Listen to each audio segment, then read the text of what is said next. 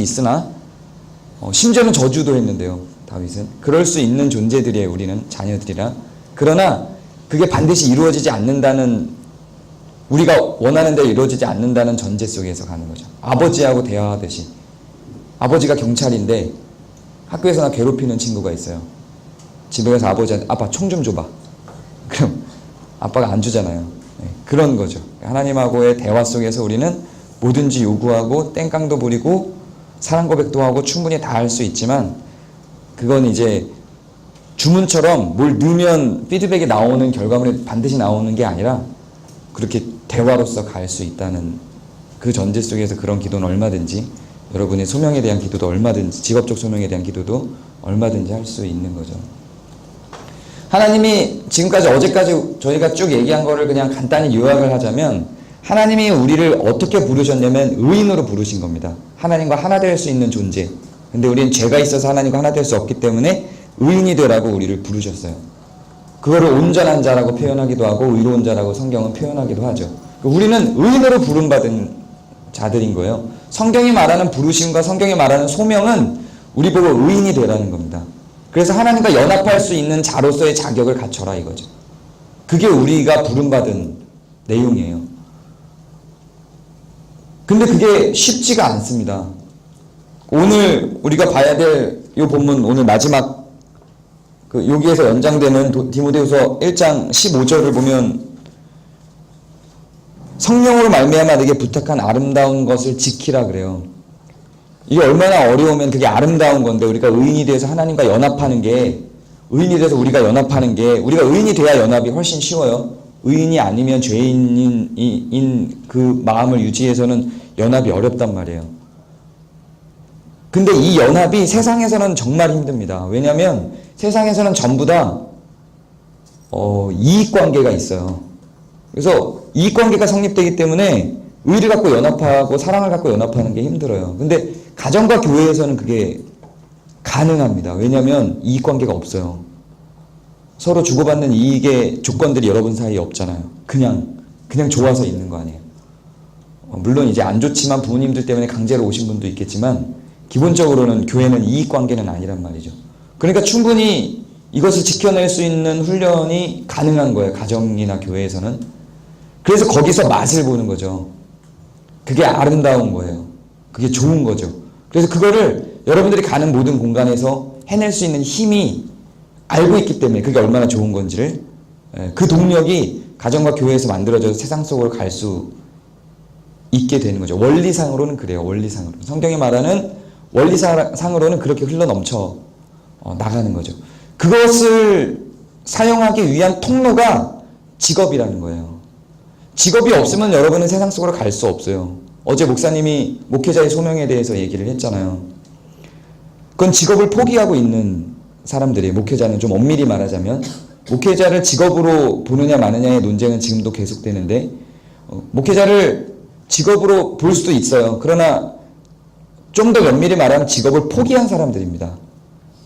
구약으로 얘기하면, 이건 현대의 목회자를 구약시대의 레위족하고 일치시켜서 얘기하는 거 아니에요. 일치시킬 수도 없고 일치시켜서도 안 돼요. 그 권위에 있어서, 그 할 일에 있어서 그렇게 일치시키는 게 아닙니다. 그때는 상하 구분이 있는 직위였고 분명한, 지금은 직분이에요. 우리는 다 똑같은 성도들이고 완전히 다른 개념이긴 해요. 그러나 이런 부분, 소득을 갖는 것을 포기한 사람들, 내가 세상 속에서 조금 이따 우리가 할 얘기인데 땀을 흘려서 수확물을 얻어서 내 먹고 살 부를 축적하기를 포기한 사람들이라는 측면에서는 좀 독특한 존재인 거죠.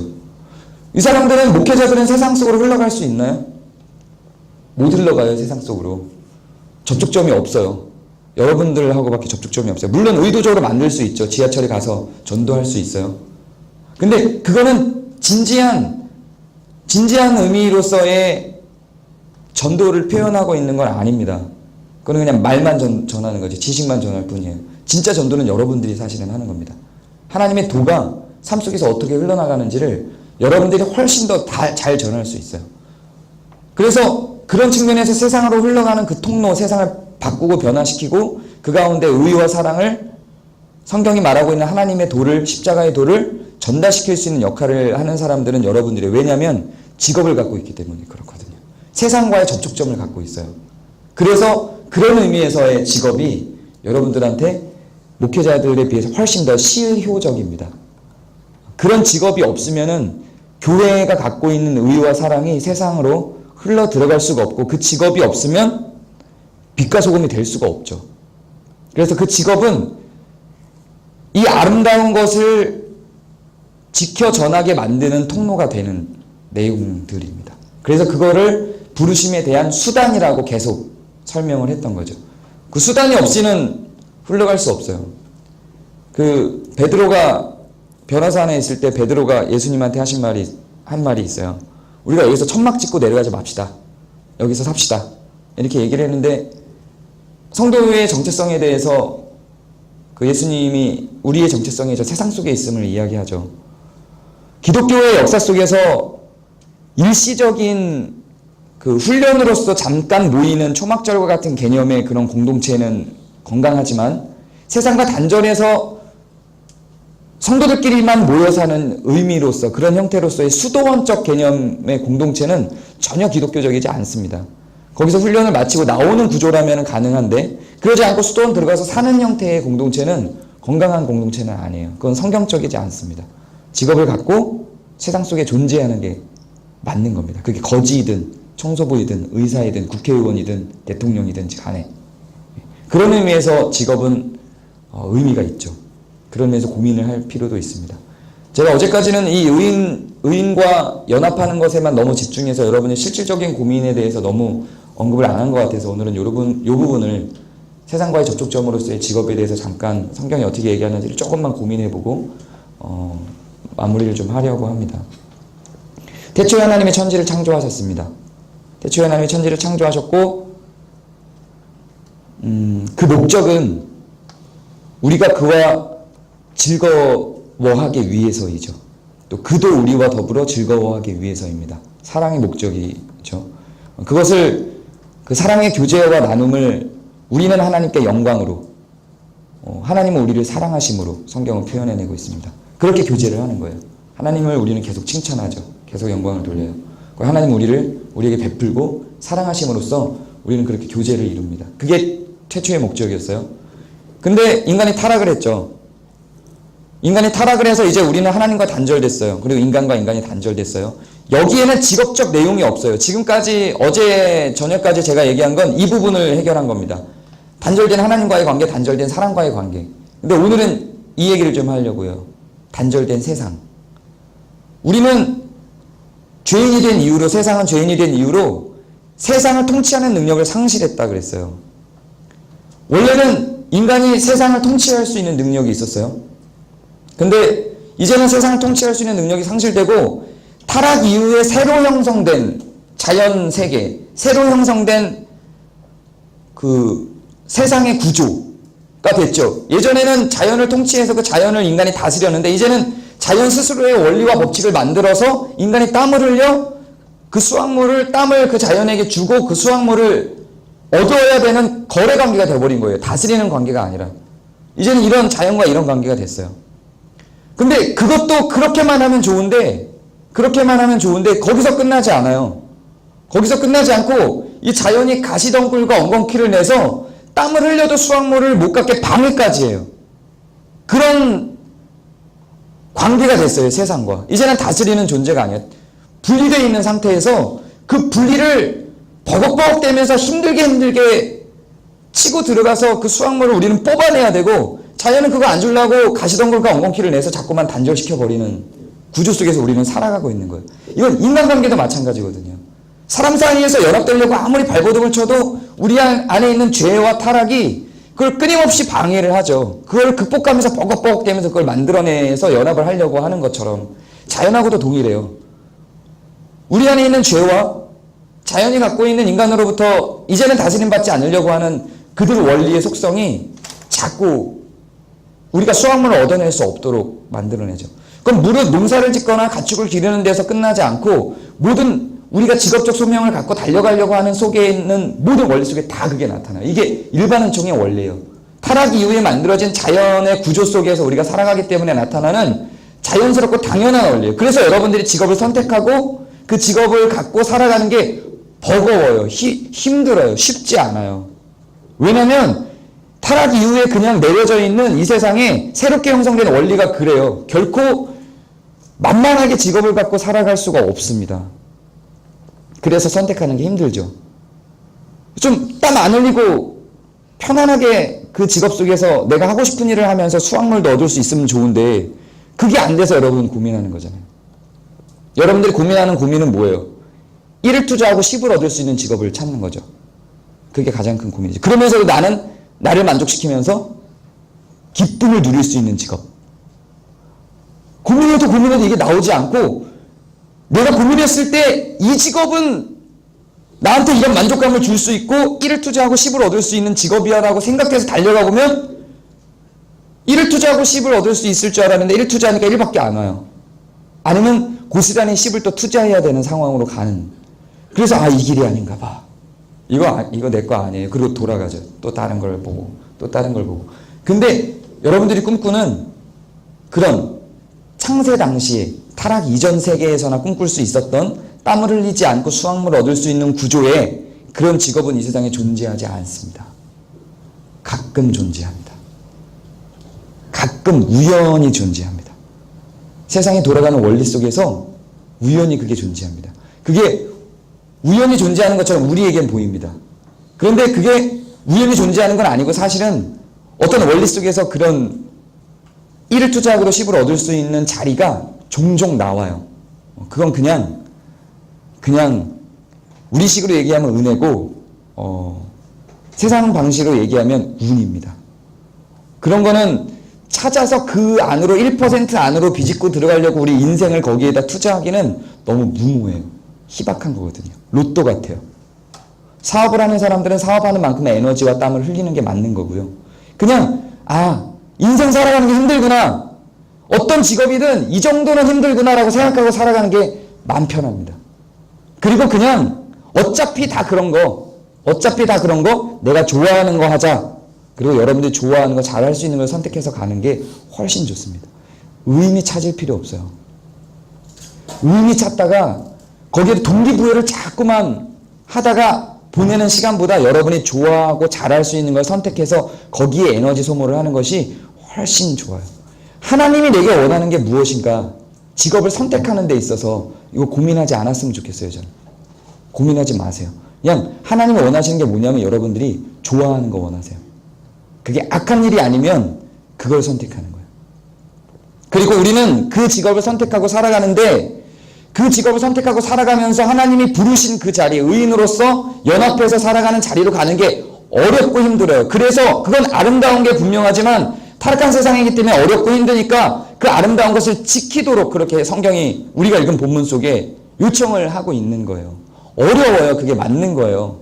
어렵다고 내가 생각한 것보다 훨씬 더 어렵다고 그걸 피하지 말고 그냥 모든 게 그렇게 이 세상은 모든 게 그렇게 흘러갈 수밖에 없어요. 잘 한번 생각해 보세요. 거기서 복이 안 나와요.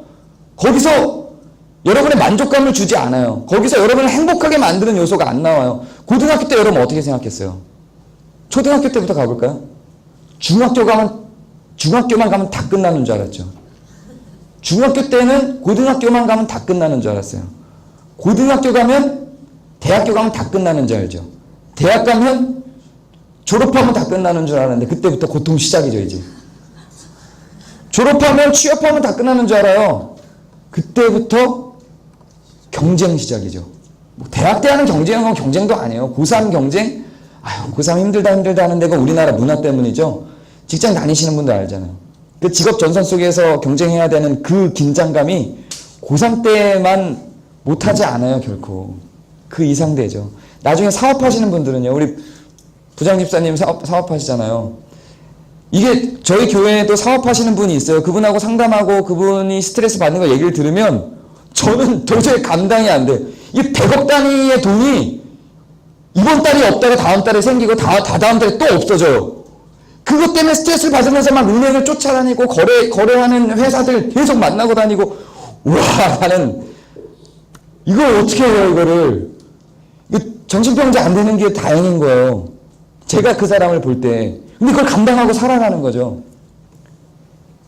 회사 취직해서 다니다가 이거 도저히 상사 때문에 못 다니겠어. 그래서 창업을 하면 다 해결될 것 같은 거야. 이거 기막힌 아이디어야. 창업만 딱 하면 모든 게 다 해결될 것 같은 거예요. 창업하면 그때부터 또 뭔가 또 다른 고난이 시작돼요. 끊임없어요. 죽을 때까지 계속 끊임없습니다. 그래서 이제 좀 내가 벌인 사업이나 내가 취직한 회사가 승진도 좀 되고 사업체가 벌어져서 좀 많아져서 이제는 외부에서 볼 때 살만해질 것 같아 보이지만 그 유지하는 에너지가 또 만만하지 않습니다. 이거는 정말 죄송하지만 1, 2%를 제외하고는 죽는 날까지 계속됩니다. 운이 좋은 혹은 특별한 은혜 속에 있는 1, 2% 여기에서 벗어나서 사는 사람들이 있기는.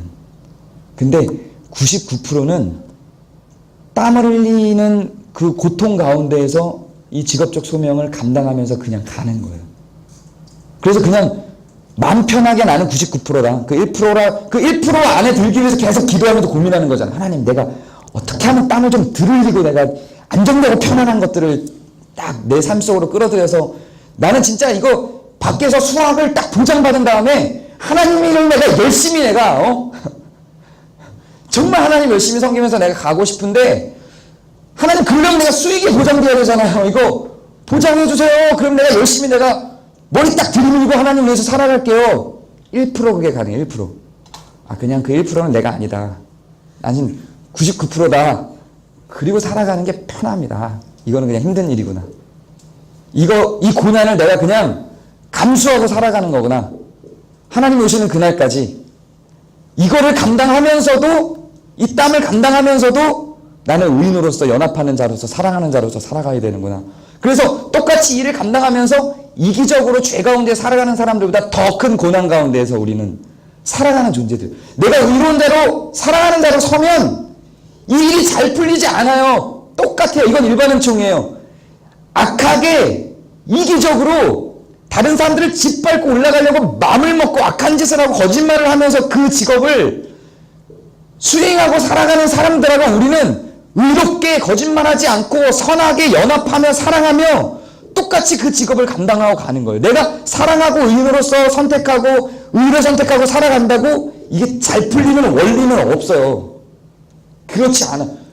그래서 고난이에요. 이 세상 사람들보다 그래서 크리스찬들이 훨씬 고난 가운데로 가는 거예요. 그래서 부르는 거예요. 그래서 특별한 소명을 갖고 부르는 거예요. 의로운 자리로. 만약에 이거를 하면 열심히 기도하고 예배에만 잘 참여하고 내가 나쁜 마음만 먹지 않고 잘하면 이 세상 일은 내가 다 해결해 줄게. 이런 원리면 특별히 지명하여 부르지 않아요. 줄 세웁니다.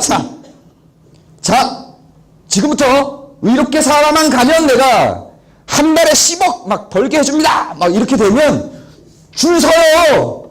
특별히 지명하여 부를 필요도 없어요.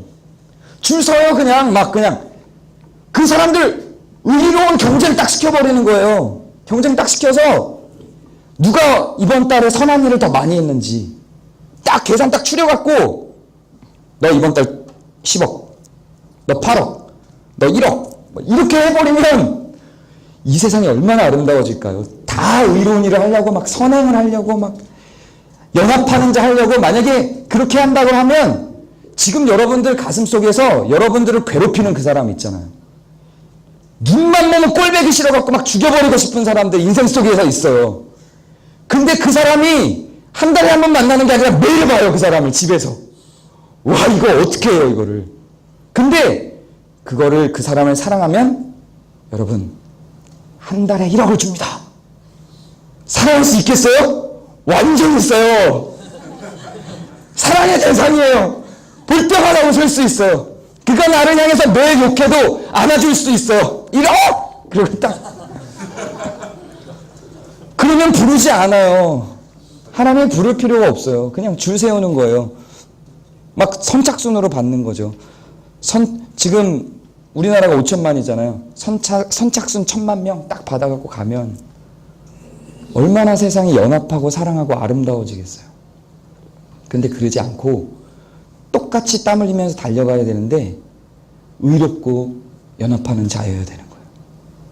얼마나 힘들어요. 힘든 일이에요. 그래서 지키라고 하는 거죠. 매우 아름답지만 힘든 일이에요. 그러면 어떻게 우리는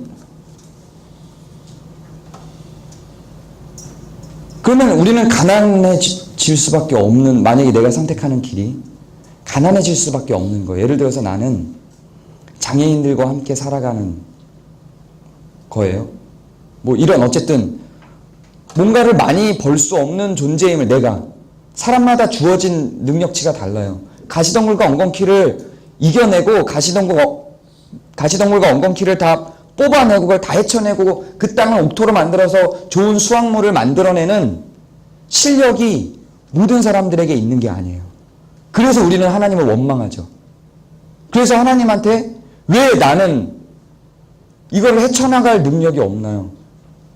내 옆에 있는 저 대환이는 이거를 잘 헤쳐나가서 벌써 저만한 수확을 걷어내고 저렇게 잘 살아가고 있는데, 이렇게 잘 살아가고 있는데 나는 가시덤불 근처도 못 가겠어요. 저거 건드리려고 하면 손에 찔리고 이걸 뽑아낼 힘도 없어요.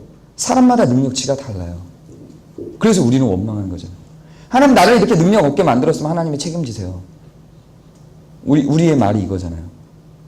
왜 나는 이렇게 알맞게 먹고 살기 힘들게 만드셨죠? 능력치가 달라요, 사람마다. 그게 우리의 불만이죠. 곰곰이 우리 내면 속으로 들어가 보면은 사실은 그거예요. 나도 의사가 된 우리 공동체의 누구처럼, 판사가 된 검사가 된 누구처럼 그런 능력치를 갖고 싶어요. 노력하면 된다? 웃기는 얘기예요. 안 되기도 합니다. 아무리 노력해도 안 되기도 해요. 아무리 노력해도 안 되는 사람들이 있어요. 제 20대 때 꿈이 30대 노벨상 받는 거. 죽었다 깨나도 안 되더라고요. 안 되는 겁니다. 저는 작품 진짜 엄청나게 썼어요. 노력을 안 했다고 제가. 어제 얘기했던 그 누나. 네. 첫 작품이라고 가져왔는데 나는 100작품을 썼는데 도저히 따라갈 수 없는 정도의 실력이 첫 작품에서 그냥 나와버렸는데 그럼 어떡할 거예요? 따라잡을 수가 없어요. 이게 예술세계만 그렇지 않아요. 심지어 노가다판에서도 동일해요. 노가다판에서도. 저 사람은 한 번에 이 시멘트 2개 막 지고 가는데 나는 반개를 지는 것도 버겁고 힘들어요. 살아가는 게 너무너무 버거운 거죠. 내 능력치가 안 돼요. 어떻게 할까요, 이거를? 성경적인 원리만 갖고 얘기를 할게요. 다른 대안을 제가 제시해주고 싶어요. 다른 대안을 제시해서 기도를 할 때 한쪽 눈만 감고 고개를 저으면서 다리를 막 흔들면서 기도를 하면 여러분의 능력치가 상승합니다. 뭐 이런 거. 하루에 2번의 선행을 하면 여러분의 능력치가 상승합니다. 이런 거. 하루 3시간 이상 기도를 하면 여러분의 능력치가 상승합니다. 이런 거 좀 원리가 있었으면 좋겠어요. 정말 저도 교회 공동체 내에서 그렇게 능력치가 안 되는 분들이 있어요. 그러면 여러분 때는 그게 크게 두각을 나타내지도 않고요. 큰 차이가 보이지도 않고, 큰 차이가 보여도 괜찮아요. 왜냐하면 미래가 있으니까. 난 앞으로 더 좋아질 수 있어라는 자존감이 생겨져 버리니까 괜찮아요. 근데 이제 교회 공동체 안에 40대, 50대, 60대가 된 분들은 이미 그게 판가름이 나서 이미 끝난 게임이 돼 있는 분들이 있어요. 그런 사람들한테는 뭐 희망을 줄 수도 없어요. 아무리, 이건 저희 교회에도 이제 저도 경비 일을 알바로 한 적이 있어요.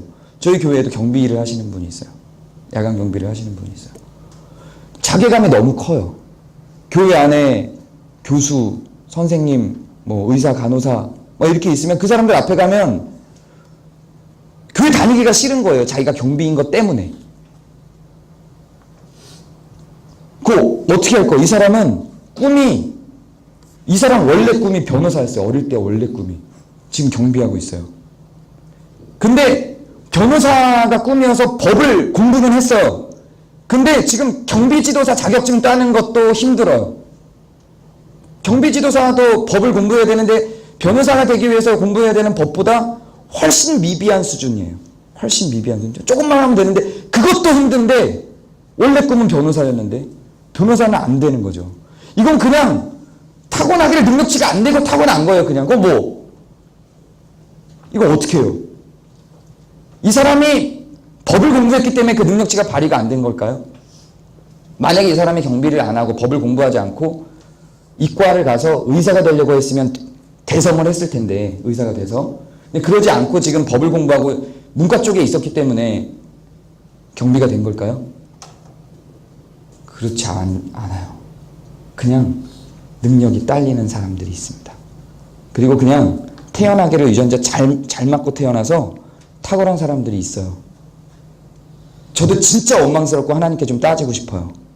왜 이런 걸 이렇게 차이나게 만드셨어요? 나중에 성경에 그 기록은 없어요. 왜 그랬는지. 그건 나중에 하나님께 가서 따지자고요. 일단 우리가 생각할 거는 당장 우리에게 처해진 현실이 그래요. 이렇게 불공평해요, 세상이. 탄생부터 불공평해요. 왜 나는 삼성의 후예로 태어나지 않고, 저는 판자촌에서 태어났어요.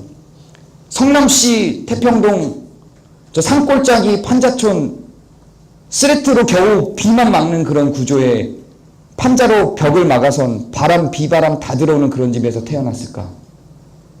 충분히 항의할 수 있죠. 네, 그래요. 근데 그거에 대한 설명은 사실 성경에 없어요. 답이 없어요. 그냥 이건 현실로 우리가 일단 받아들이고 시작하는 게임이에요. 방법이 없어요. 정말 죄송해요. 제가 정말 여러분들한테 이 방법을 제시하고 싶은데 없습니다. 그럼 이거 어떻게 극복할까요? 어제 제가 직업적 소명 얘기할 때 그리스도의 도가, 그리스도와의 연합의 도, 그리스도의 제자가 된 도, 십자가의 도가 세상을 흘러가는 데는 모든 영역의 사람이 다 필요합니다. 교회 안에는 그래서 거지부터 시작해서 대통령까지 다 있을 수 있고 다 있는 게 좋습니다. 가난한 자부터 부유한 자까지 다 있는 게 좋습니다. 그리고 그들이 어떻게 사랑하는지를 보여줘요. 우리는 전부 다 부자를 꿈꾸죠. 근데 성경은 뭐라고 이야기를 하냐면 이렇게 이야기를 합니다. 나를 가난하게도 마옵시고 부하게도 마옵시고 오직 필요한 양식으로 나를 먹이시옵소서. 혹 내가 배불러서 하나님을 모른다 여호와가 누구냐 할까 하오며 혹 내가 가난하여 도둑질하고 내 하나님의 이름을 욕되게 할까 두려워함이니이다. 이게 성경에 취하는 자세입니다. 바울은 나는 비난대도 처하고 부한데도 처하여 일체의 자족함을 얻었노라 이렇게 얘기합니다. 부자가 돼도 나는 흔들림이 없어. 가난해져도 흔들림이 없어. 어떤 상황에서도 나는 자족해. 이게 바울이 이르는 경지입니다. 우리는 성경에 보면서 성경의 인물들 본받으려고 할 때 뭘 보죠? 다윗 왕이 됐어. 요셉 총리가 됐어. 이렇게 본받아요. 근데 바울의 이름을 갖고 있는 사람도 그래요. 바울 교회들을 엄청나게 세우고 엄청 부흥시켜 복음을 확장시켰어. 이래서 바울을 바라보지 일체에 자족하는 자야 이러고 바울의 이름을 갖진 않죠. 그래서 부모들이 자녀에게 가르칠 때 이렇게 가르치지 않아요. 야, 자족하는 법을 배워. 부하지도 말고 가난 가운데 처하지도 말고, 혹은 부해도 괜찮고 가난해도 괜찮아. 일체의 자족함. 어떤 상황에 처했든지 괜찮은 거야. 그게 너를 괴롭히지 않아. 그 부와 가난이 네가 아니야. 그걸로부터 자괴감을 갖지 마. 이렇게 가르치지 않죠. 이렇게 교육받은 적도 없고요. 밟고 올라가. 좀 더 비싼 너로 만들어주겠어. 네 옆에 앉아있는 그 애보다 더. 이게 서태지의 노래란 말이에요. 이게 우리에게 심겨져 있는 가치들이죠. 그래서 긴장이 돼요. 살아가는 게. 그렇게 못 될까 봐. 근데 성경은 뭐라고 얘기하면 그렇게 못 돼도 된다는 거예요. 그럼 내가 살아가기가 힘들어지잖아요. 힘든 게 어떻게 채워지냐면 굉장히 조심스러운데, 이건 무슨 사회주의나 공산주의를 오해할까 봐. 이 안에서 채워지는 거예요. 이렇게 흘러가는 거예요. 흘러가는 게, 어제 제가 흘러간다라고 했잖아요. 이 표현을 쓰는 게, 교회 안에서는 이게 다 흘러갑니다. 정도 흘러가요. 사랑도 흘러가요. 친절도 흘러가요. 돈도 흘러가요. 이렇게 되는 거예요. 11조를 내잖아요. 이 11조를 반대하는 운동들이 있죠. 근데 저도 사실은 구약상의 11조가 지금 그대로 있지 않다고 생각해요. 그러나 11조가 갖고 있는 정신과 원리는 매우 필요하다고 생각합니다. 매우 필요해요. 이게 사랑이 흘러가는 원리 중에 하나예요.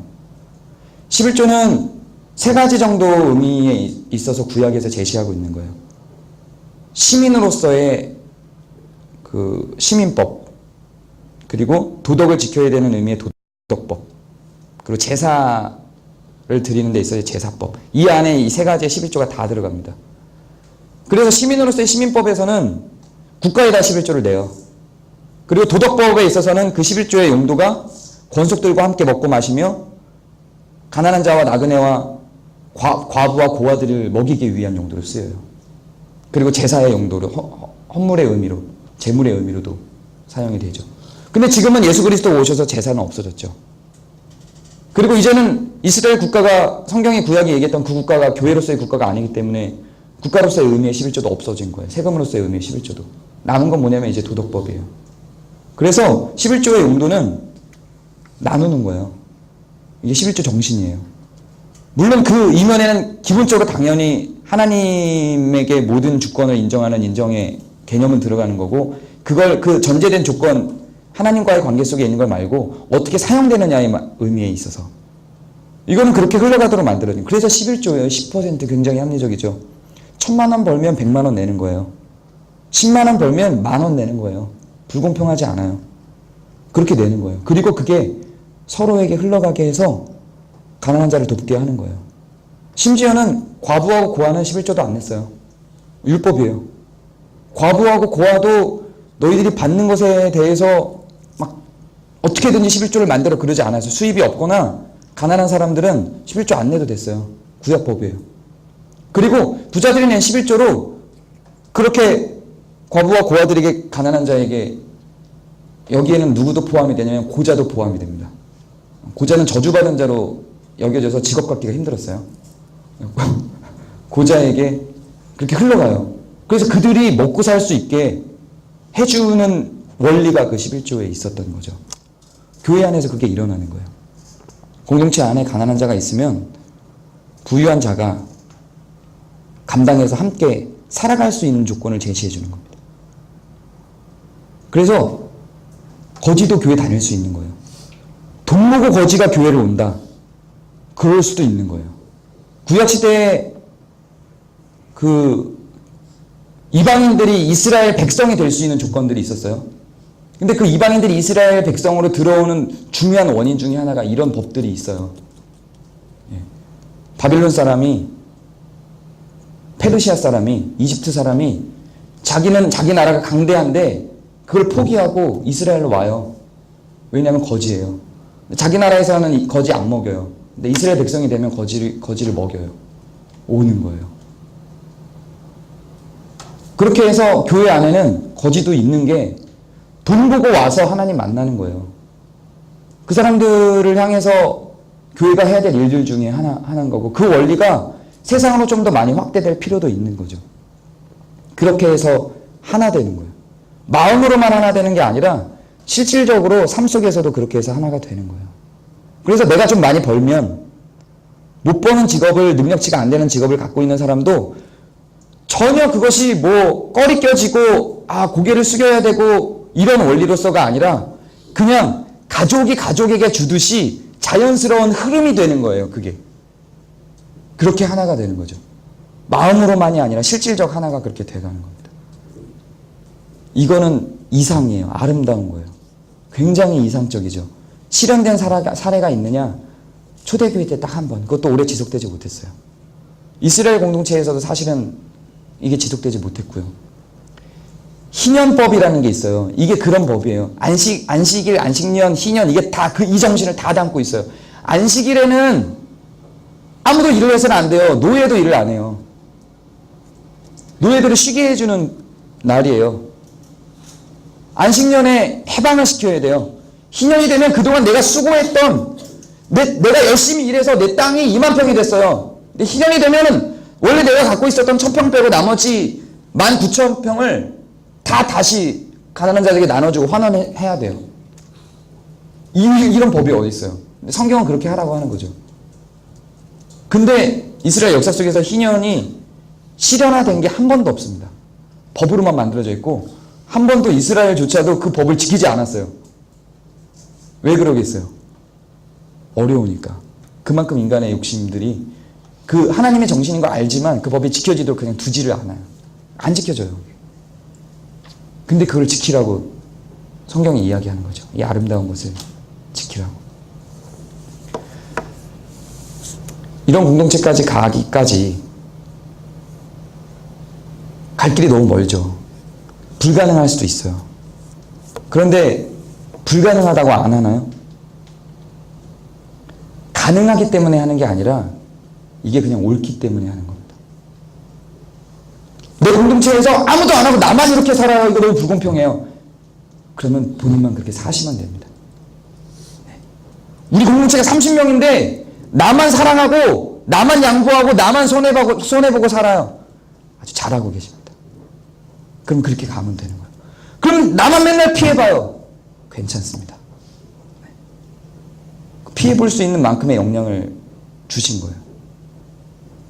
저는 상급론자예요. 물론 무상급론자도 있어요. 하늘에서 상급이 없다고 주장하시는 분들도 있는데 그것도 괜찮아요. 아주 바른 해석이에요. 성경이 보장하고 있는. 저는 상급론자예요. 그렇게 자기의 능력치를 다 흘려보내고 살아간 사람들은 저는 제 생각엔 제 성경적 해석은 하늘에서의 상급이 분명히 있다고 생각합니다. 그렇게 흘려보내서 이 땅에서 고통받는 사람들이 고통을 덜 받게 그런 사람들을 선택을 해야 되는 거고 기본적으로 너무 능력치가 없어서 그렇게 살아갈 수 없었던 사람들은 그 은혜의 혜택을 입으면서 같이 살아가는 거예요. 그렇게 하나가 됩니다. 얼마나 어려운 건지를 저도 잘 알지만 가능성이 거의 없기도 하지만 성경은 그렇게 이야기를 하고 있는 겁니다. 이 아름다운 것을 지키시길 바라요. 그리고 여러분의 직업적 소명 속에 아까부터 제가 얘기한 대로 1%를 꿈꾸지 마세요. 그거는 그냥 정말 우연히 주어진 거예요. 그건 그냥 은혜예요. 그냥 훅 들어오는 거예요. 여러분에게 자격이 있는 게 아니에요. 그런 거는. 그건 그냥 하나님의 어떤 용도로 사용하시기 위해서 그냥 이렇게 흘러가는 도중에 누군가가 그렇게 툭 세워져 버린 거예요.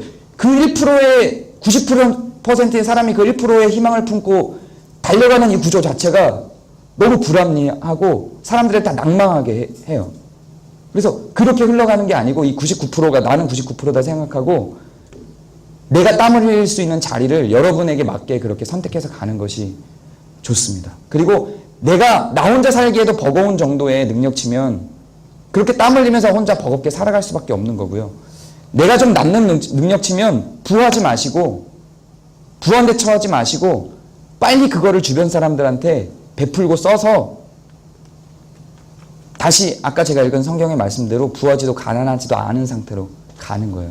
그건 성도도 그렇게 살아가는 게 맞고 교회도 그렇게 되는 게 맞습니다. 그래서 교회도 재산을 많이 축적해두고 비상시에 쓸 거를 제외하고는 빨리 쓰는 게 맞고 개인도 저는 그런 게 맞다고 생각합니다.